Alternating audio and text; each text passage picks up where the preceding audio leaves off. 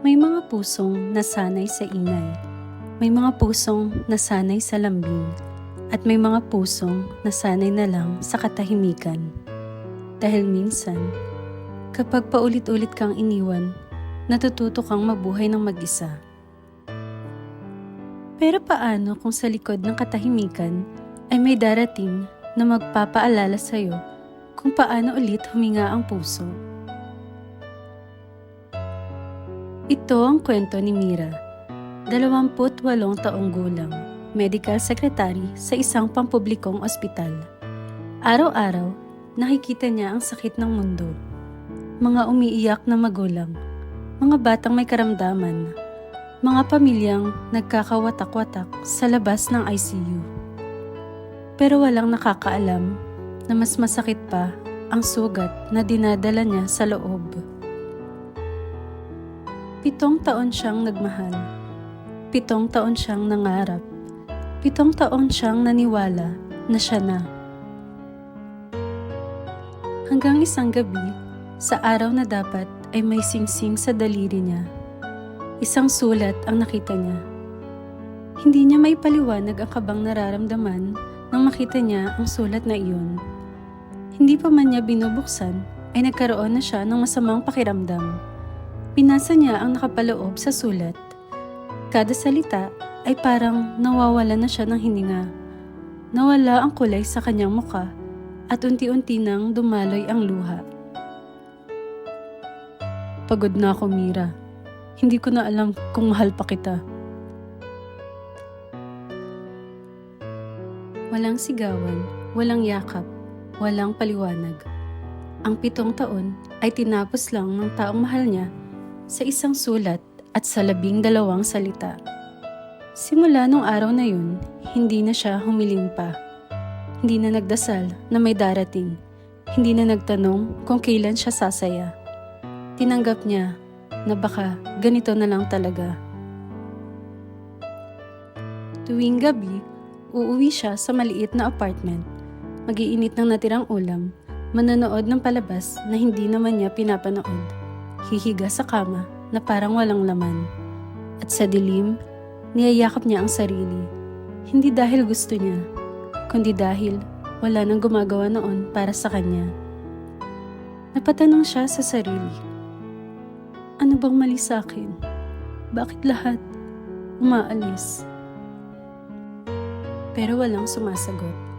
Kaya natuto siyang tumahimik na lang at tanggapin ang mga bagay na nangyari sa kanya. Sa kabilang kwento, naroon naman si Ethan, 30 taong gulang, isang freelance photographer. Lagi siyang nasa kasal at lagi siyang nasa masasayang okasyon. Pero hindi siya naniniwala sa habang buhay. 5 taon matapos ang kanyang kasal, ay umuwi siyang walang laman ang kanilang bahay. Walang damit, walang litrato, at higit sa lahat, ay wala ang kanyang asawa. Wala ring paalam ang kanyang asawa na higit ikinabigla ni Ethan. Ang akala niyang masayang married life nilang dalawa ay hindi pala totoo. Napatanong siya sa kanyang sarili nung mga panahon na yun. Saan ba siya nagkamali? Ito ang mga tanong na lubos na hindi niya masagot. At mula noon, tuwing may kinukuhanan siyang kasal, palagi niyang naiisip, ilang taon kaya bago sila matulad sa amin. Hindi siya naging bitter, pero tumigil na siyang umasa. Isang maulan na hapon, nasa isang maliit na cafe si Mira. Basang-basa at pagod galing duty. Pagkatapos niyang umorder, ay umupo muna siya sa tahimik na parte ng cafe. Nagsulat siya sa kanyang notebook ng mga salitang, "Kung may Diyos, bakit palagi na lang akong iniiwan?" Pagkatapos niyang isulat yun, ay biglang nawalan ng kuryente. Nagkagulo ang mga tao sa loob ng cafe at sa dilim, isang boses ang marahang nagsalita. "Okay ka lang?" Tumingala siya, isang lalaking may hawak na kamera at may matang pagod na pagod sa buhay. Bagamat mukhang pagod na pagod ito, ay hindi maikakaila ang napakagwapo nitong mukha. Hindi siya katulad ng matitipon ng lalaki sa pelikula, ngunit may angking itong itsura na simple lang. Sumagot si Mira bago niya pa makalimutan sagutin ang tanong ng lalaki. Okay lang, sambit niya. Ngumiti ang lalaki at sabay nagtanong. Pwede bang makiupo? Tumango lang siya dahil ayaw niya namang maging suplada. Pero sa totoo lang, ay gusto niya sanang mapag-isa. Pagkaupo ng lalaki, ay bumalik na din ang kuryente. Dito mas napansin ni Mira ang itsura ng lalaki. Bagamat may itsura ito, ay napaghahalataan na siya ay malungkot. Ngunit hindi na ito inusisa pa ni Mira. Pinagpatuloy niya ang pagsusulat sa kanyang notebook.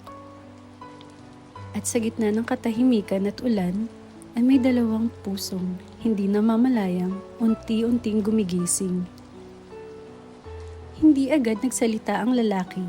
Sa halip, marahan niyang inilapag ang kamera niya sa mesa. Napatanong si Mira na halos pabulong. Photographer ka? Napangiti ang lalaki. Isang ngiting pagod pero totoo. Dati, pero ngayon, ewan ko na. Tumango si Mira. Tila naiintindihan kahit hindi nagtatanong ng detalye.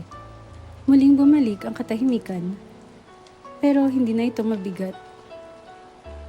Makalipas ang ilang minuto, napatanong din ang lalaki. Palagi ka bang nagsusulat? Oo, sagot ni Mira. Mas madali kasing magsabi ng totoo kapag walang kausap. Napangiti muli ang lalaki. Sa pagkakataong ito, ay mas malapad na ang kanyang ngiti. Pwede bang minsan basahin? Biro ni Ethan. Napangiti rin si Mira. Sabay sabi, depende. Kaso, baka umiyak ka. At sabay silang natawa. At doon nagsimula ang mga pag-uusap na hindi nila namamalayan ay palalim na ng palalim. Mga hapon na nauulit, parehong oras na pagpunta ng cafe, parehong mesa, at parehong kape. Minsan, si Ethan ang unang dumarating at minsan naman ay si Mira. Minsan, tungkol sa trabaho ang kanilang pag-uusap. Minsan naman, ay tungkol sa mga pangarap na hindi natupad. At minsan, tungkol sa mga sugat na hindi pa rin naghihilom. Nagsalita si Ethan. Akala ko, okay na ako. Pero may mga araw pa rin na masakit. Naintindihan naman ni Mira si Ethan. Sabay sabi, hindi ka nag-iisa, Ethan. At sa mga sandaling iyon, hindi na nila kailangang magpanggap ng buo. Nagpatuloy-tuloy ang kanilang pagkikita hanggang sa isang araw. Sambit ni Ethan na may pag-aalangan. By the way, Mira, pwede ko bang makuha ang number mo? Napatingin si Mira sa kanya. May kaba, may ngiti, at may mga tanong sa sarili. Sandali lang siyang nag-isip, sa kadahan-dahang tumango. Sige, sure, okay lang. Isinulat niya ang numero sa maliit na papel. Tinanggap naman iyon ni Ethan na para bang isang bagay na mahalaga. Salamat, sabi ni Ethan. Sabay sabing, masarap pala pag may taong pwedeng kausapin kahit walang dahilan. Napangiti si Mira. Hindi niya maintindihan ang nararamdaman. Ito ay isang ngiting may halong takot at saya. At doon nila napansin na sa bawat mensaheng, kumain ka na, sa bawat ingat pa uwi, at sa bawat katahimikang magkasama, may unti-unting tumutubong damdamin. Hindi pa malinaw, hindi pa sigurado, pero totoo. At sa pusong matagal nang nasaktan, may munting tinig na muling umaasa. At muling nagtatanong, paano kung this time, hindi na siya umalis? Naging madalas ang pagkikita. Hindi planado, hindi inaasahan. Minsan kape, minsan kwento, at minsan naman ay katahimikan. Hanggang mapunta sa tanong na, "Masaya ka ba?" Hindi agad nakasagot si Mira. Nasabi niya lang ay, "Hindi ko alam." Ngumiti si Ethan. Sabay sabing, "Pareho tayo." At sa simpleng sagot na iyon, may dalawang pusong nakaramdam na hindi pala sila nag-iisa. Isang araw, napagdesisyonan nilang mag-beach. Habang nasa tabing dagat, ay nag-uusap sila na para bang wala ng bukas. Nagsalita si Ethan. "Matagal na akong hindi naniniwala sa pag-ibig. Pero sa tuwing kasama kita, gusto kong subukan ulit." Nanahimik si Mira.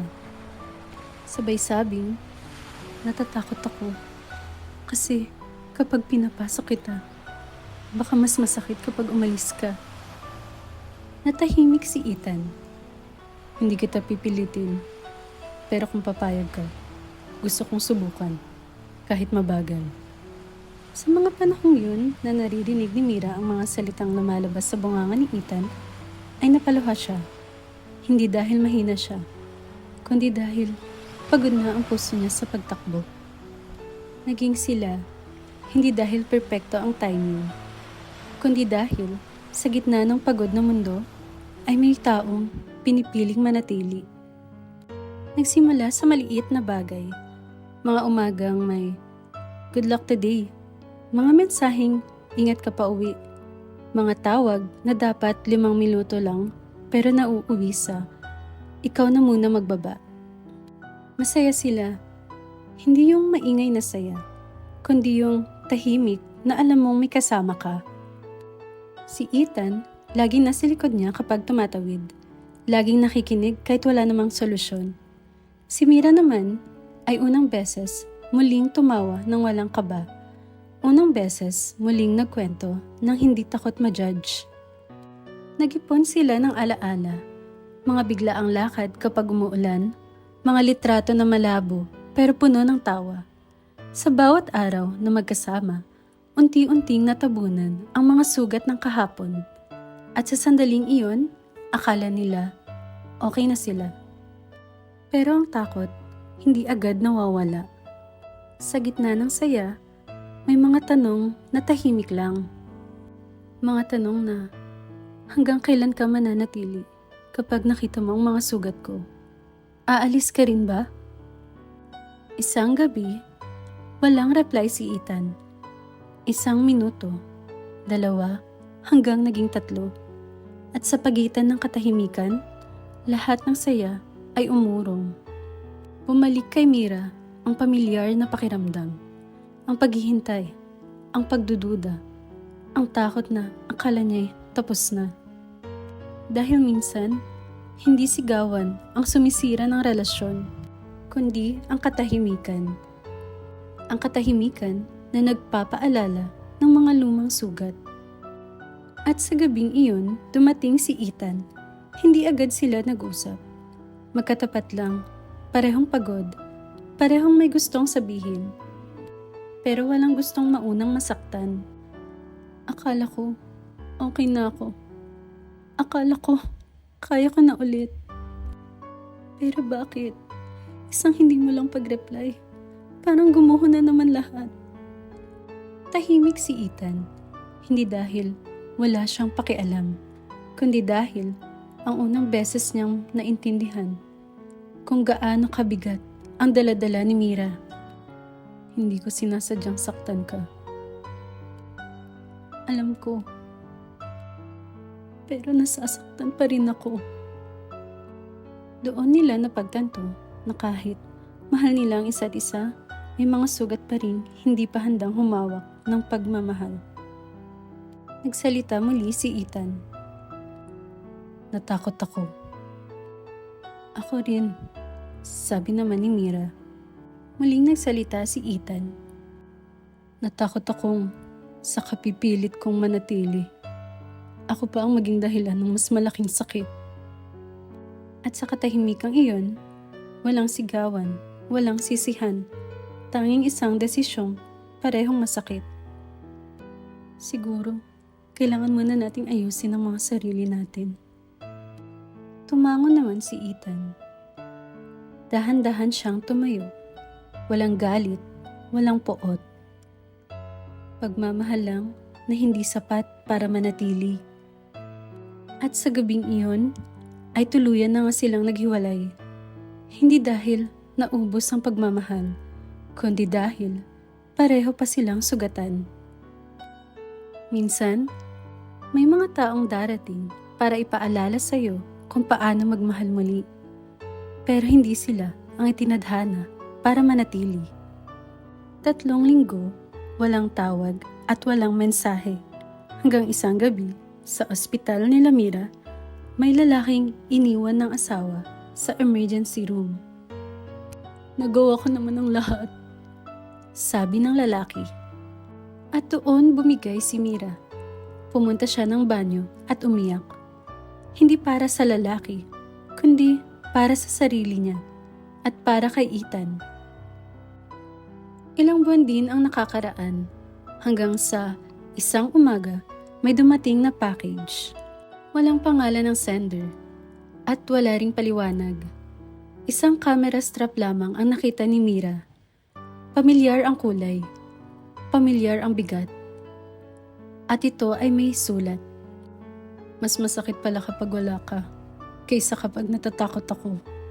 Akala ko kailangan kong umalis para hindi kita masaktan. Pero mas mali pala ang mawala ka."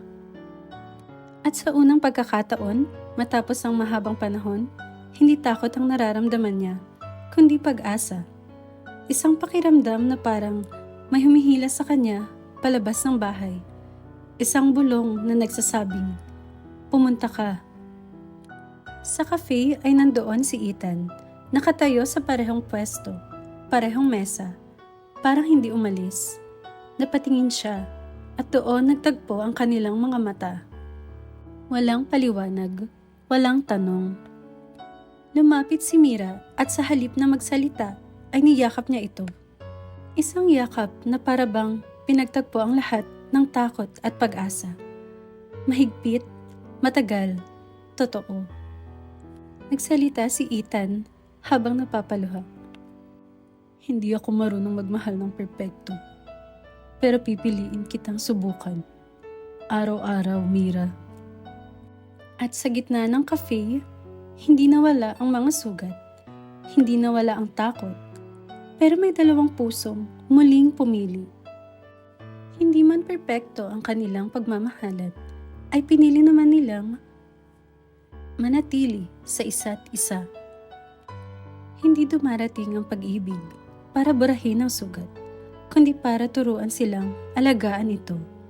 Dahil ang tamang tao, hindi yung hindi ka sasaktan, kundi yung hindi ka iiwan kapag nasaktan ka na. At sa likod ng katahimikan, may pusong naghihintay lang para marinig ang mga salitang, "Pwede bang dito na lang tayo kahit hindi perpekto?"